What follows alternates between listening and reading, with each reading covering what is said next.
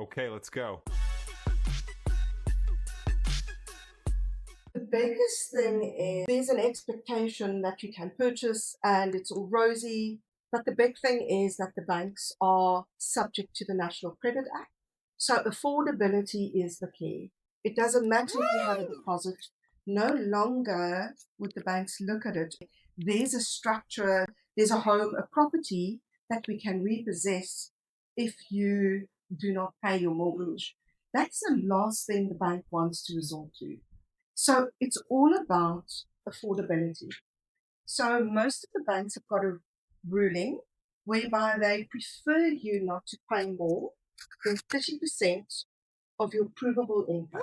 Now with that, remember this is 30% of your gross income, which is quite a large amount of your income if you consider taxes and living expenses. But then with that, there is a National Credit Act. So somebody might be earning sufficient funds.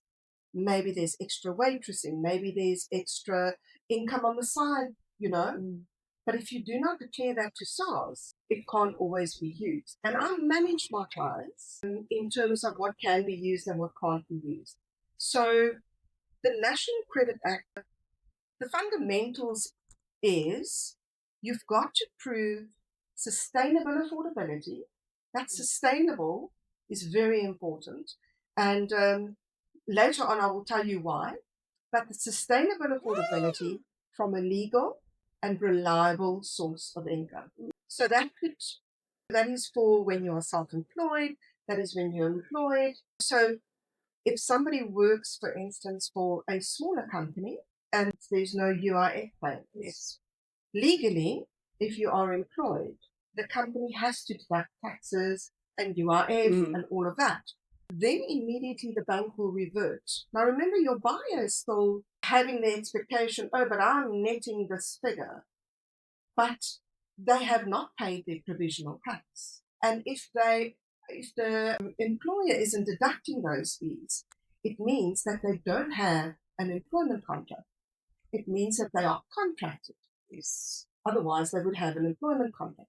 So those are the things that we pick up, especially when we do pre-approvals. Okay. So we can sort the clients out. If there's any nigglies like that, we get that sorted out right up front and then honestly guide the client and put them on the right path. So that by the time it reaches the bank, they are not disappointed in a negative result because of technicalities. I think what I've always also been taught by CAS and by the people that have mentored me over the years is that it's very important to tell your buyer, be upfront and honest with your bond originator. Absolutely. Don't think that you can hide that bad account from Truewords when you were 20.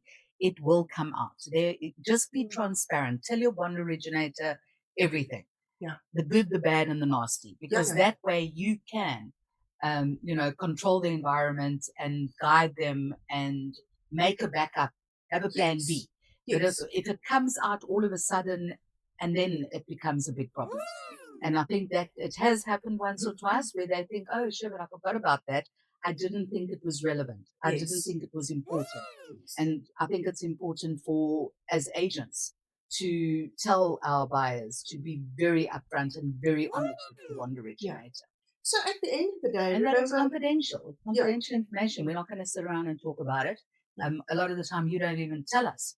We can't tell. Yeah, but you don't say, oh, they had this and that. You just say there's been a glitch and I'm working on it. Yeah. You don't go into the nitty gritty. So I think as a buyer, they mustn't be worried that you are telling us, the agents, what their financial environment is, because it is actually confidential. Working with me is like working with the bank directly. Divulge any information. We can keep you posted, tell you how the transaction's progressing. Yeah. But once I take a buyer, remember, I advocate for that buyer because I've got a vested interest in the approval of that buyer. That is how I get compensated from the banks. So the buyers don't pay for our service.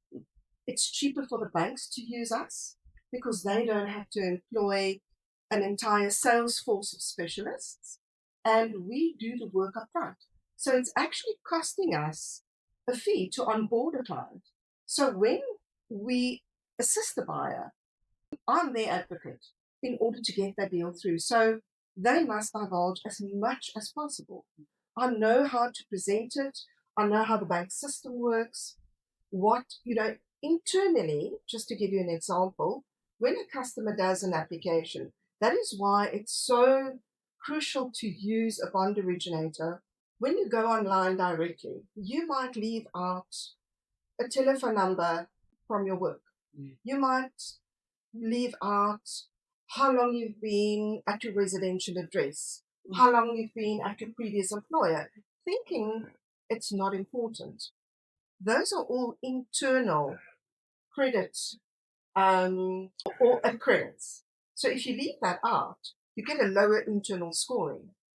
So we beef up that application as much as we can to give you an internal scoring. And that helps us to also negotiate your rate, to make your application a lower risk. So it's very important if the buyer would divulge those things to us.